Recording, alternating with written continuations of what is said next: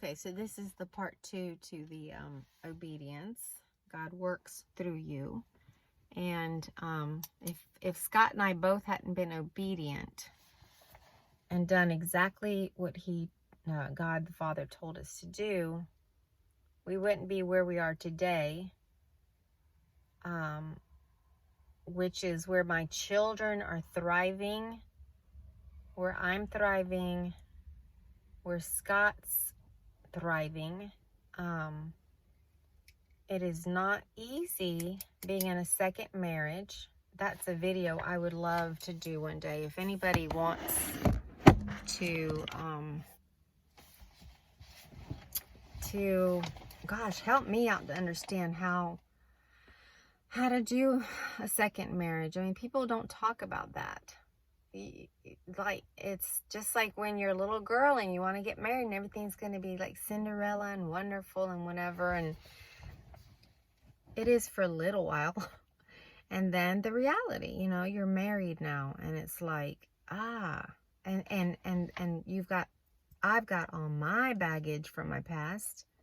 My husband he also was married 25 years to his wife, and she sadly died in 2016. So my husband left in 2015, left me with my children, and then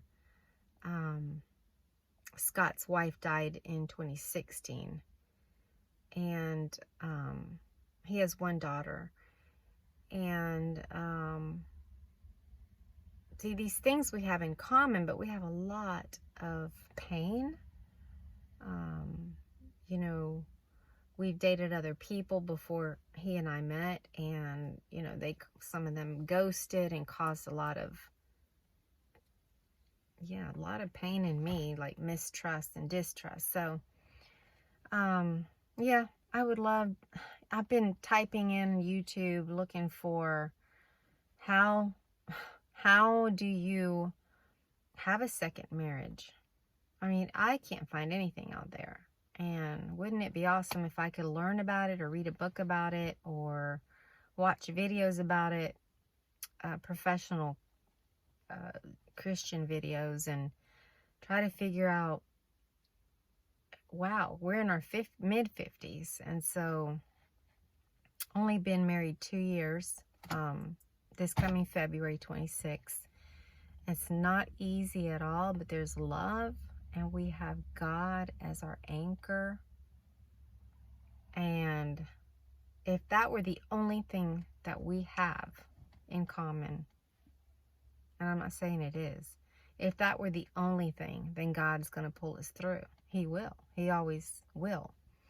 My ex pretended for all those years to follow Christ. And no, he was not following Christ. We went to church every Sunday, never skipped a beat.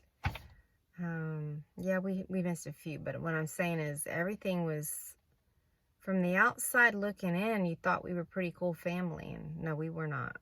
And sadly, he was having multiple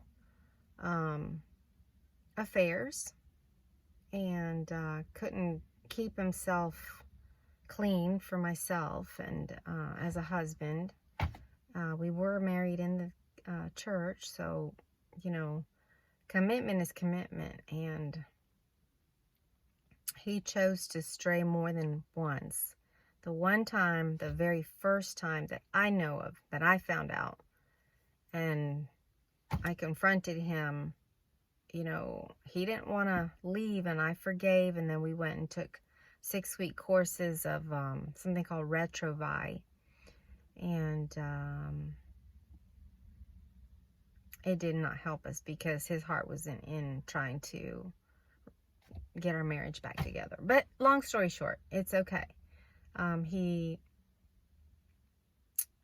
just is who he is, and it's really sad because we're living in the end times. The Lord is definitely proving. I mean, look at the beauty behind me. The purple skies. Oh my goodness. Well, cotton candy or whatever we want. I mean, come on. who can't see that Jesus is showing us that he is on his way back? I mean, really? I mean, that's, okay. My conspiracy theory, that's Nibiru, or the destroyer planet, that's going to come and awaken the people, and very, very soon. And I believe this since 2010. And as the days keep going by, you're going to see, well, we're seeing terrible atmospheric conditions in California, from California all the way to the East Coast, and these things that are causing the lights to do that. Well, it's called iron oxide, red iron oxide. Now, how that all works, I don't know. But I listen to a lot of science, and I know Jesus is returning soon. The world is getting squished. For us who can't handle the corruption that's going on,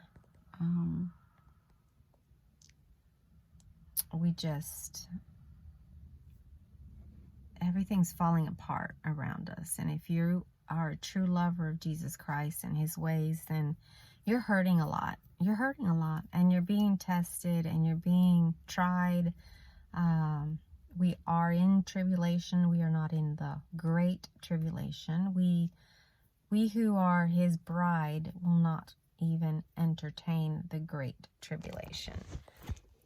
That's for those that get left here. So pretty. But I want to be with Jesus, and I have been wanting to be with Jesus since 1996. And then it got huge in my heart in 2010, and then huger in 2012.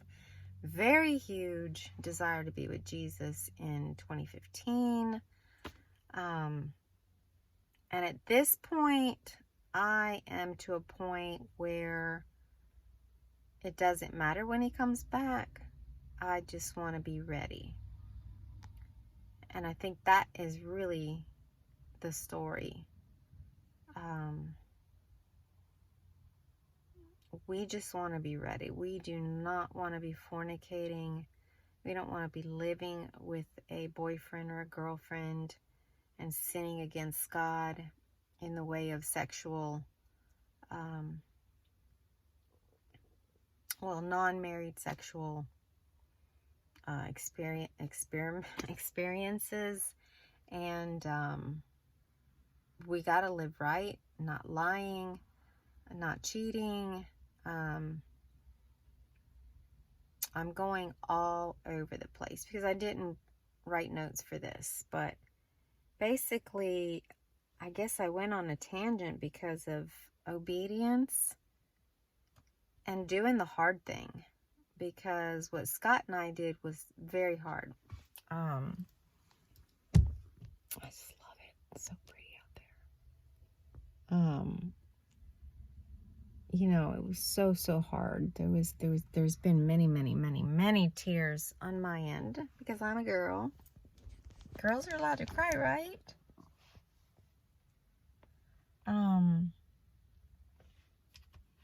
So let's see here.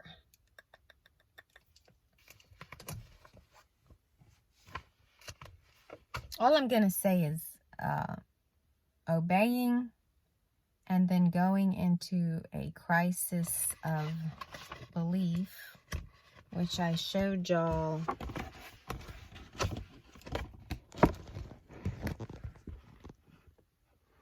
right here. I can't point down, but if you look at this, oh gosh, I hope it's not backwards. It looks like it is, doesn't it? There's the crisis of belief right there on number 5. Okay? Because God's going to speak. I think that's the word speak. Then you get into a and then you choose to go on to Number 6, which is adjustment. You have to adjust to accepting what he just spoke to you, right? And then when you adjust, then you're able to experience God and do his work and go out and you become stronger. God is the anchor and the finisher of our faith, right? And he's going to, gosh, it's so beautiful. I don't know what to do, y'all. That's so beautiful. His approaching is so soon. It really is. So I guess I'll leave it all there. And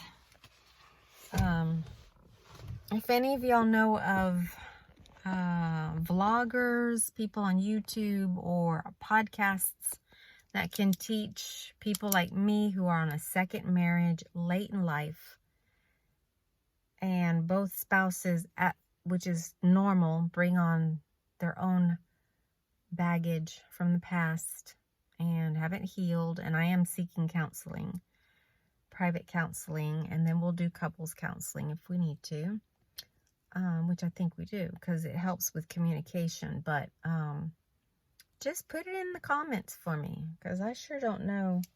It's hard to maneuver things like behaviors that my husband will do that remind me of my ex-husband. Behaviors that I do that probably remind him of different women he's dated, or yeah, probably the ones that he's dated, and that gives him a negative, like, whatever, you know.